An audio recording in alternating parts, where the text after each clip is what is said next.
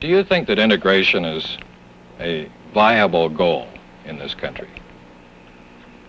I think that question itself is a symptom of American racism.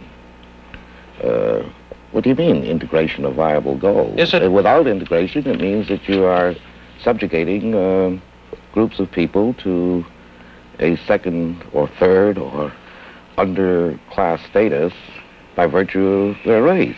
But if America does not have integration, it has racism. And if you're saying, if you even ask the question, you are in effect saying that America is suffering from an incurable disease of racism.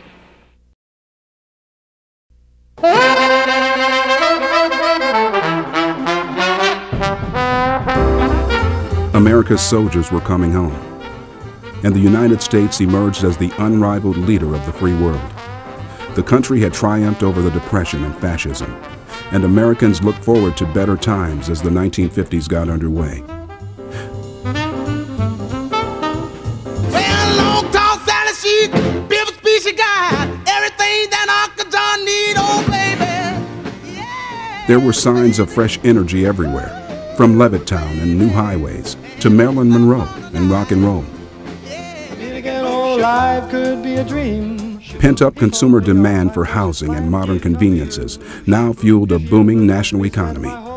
Chicago was not to be left out. Chicago, always the most bustling of American cities, leaps ahead in a frenzy of building. By the end of the decade, even the perennially disappointed Sox fans had something to cheer about. It was a time of promise and possibility.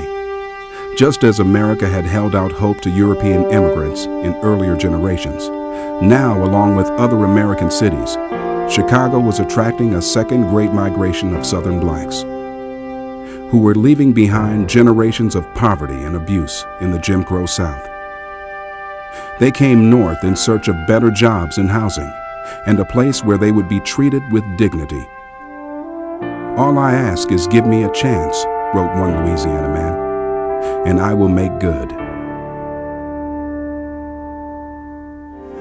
Yet those hopes would meet disappointment. The 1950s turned out to be a time of racial strife that challenged the nation's values and exposed their flaws. A history of separation and suspicion led to conflict as whites, alarmed at losing their neighborhoods as they knew them, resisted blacks determined to escape the ghetto. The clashes that ensued would shape the Chicago metropolitan region for generations to come. The word segregation has been very much in the news in the past few years. Most of the stories have dealt with events in the southern United States, and perhaps we in the north have felt somewhat virtuous by comparison. But segregation is not a southern monopoly.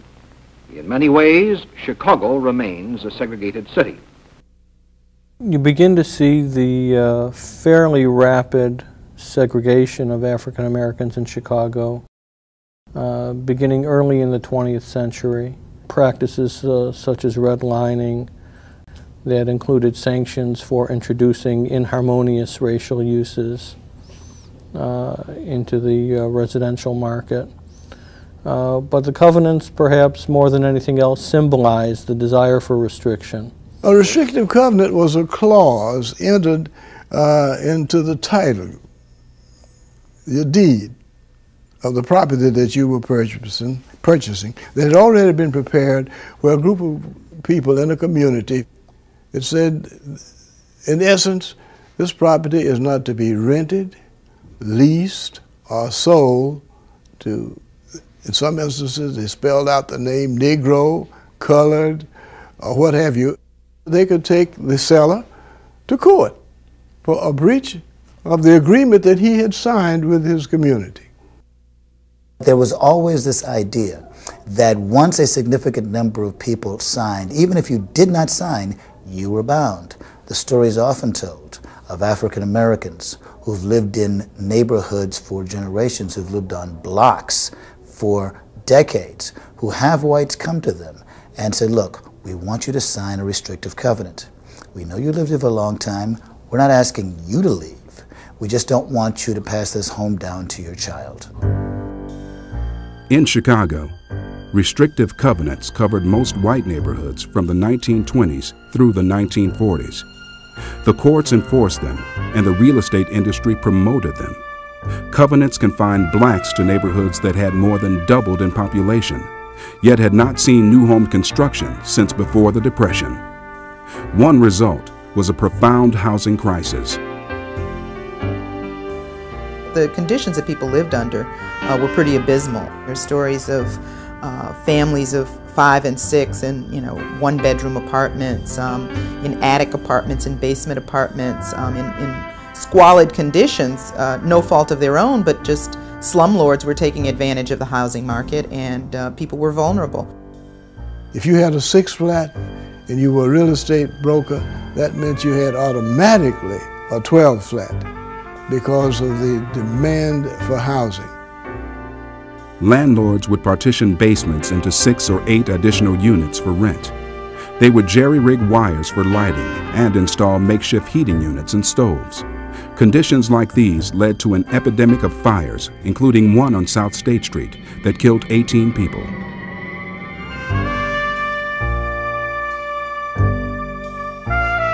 A reporter for the Chicago Defender caustically observed that the city was witnessing a second Chicago fire.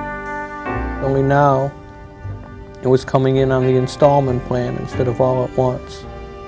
It was day by day, fire by fire, building by building.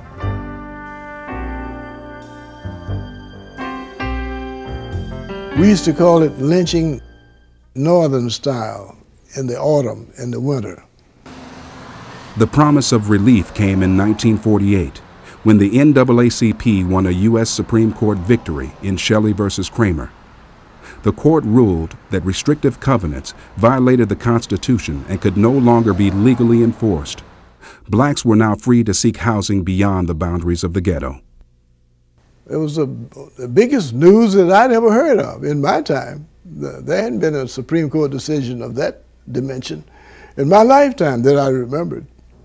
In the long list of major triumphs by the civil rights community and certainly by the NAACP, I think Shelley versus Kramer ranks very high as a court victory. However, the reality was that what underlay residential segregation and restrictive covenants was this threat of violence. It was Chicago's worst racial disturbance in more than a decade. Violence was the ultimate threat that enforced segregation, and now it came to the forefront. Throughout the 1950s, Chicago averaged 60 to 70 race-related fire bombings a year. On one occasion, the National Guard was called up to subdue more than 3,000 whites protesting the rental of an apartment by Harvey Clark, a Chicago bus driver and World War II veteran, and his wife Johnetta. Chanting, "Go, go, go," the rioters stormed the Clarks' apartment, tossed their furniture out the window, and then burned it. Later, the mob burned down the entire building. I am a reporter. I'd get in a car and drive out with a photographer. Every night there was a mob, 200 to 300 people in front of your doorsteps, throwing missiles at you, chanting, "Nigger, go home. Go where you belong." The conflict reached a climax in Trumbull Park. The Chicago Housing Authority moved a handful of black families into a public housing development located in the all-white community of South Deering. Among the newcomers were Frank and Evelyn Brown. Like many black families, they were willing to risk danger for better housing.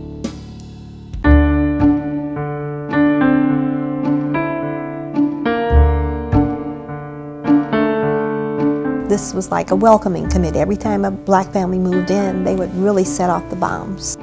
People screaming and yelling, cursing, calling you names, throwing things, taunting. Go back to Africa and jungle bunnies. We heard that all the time.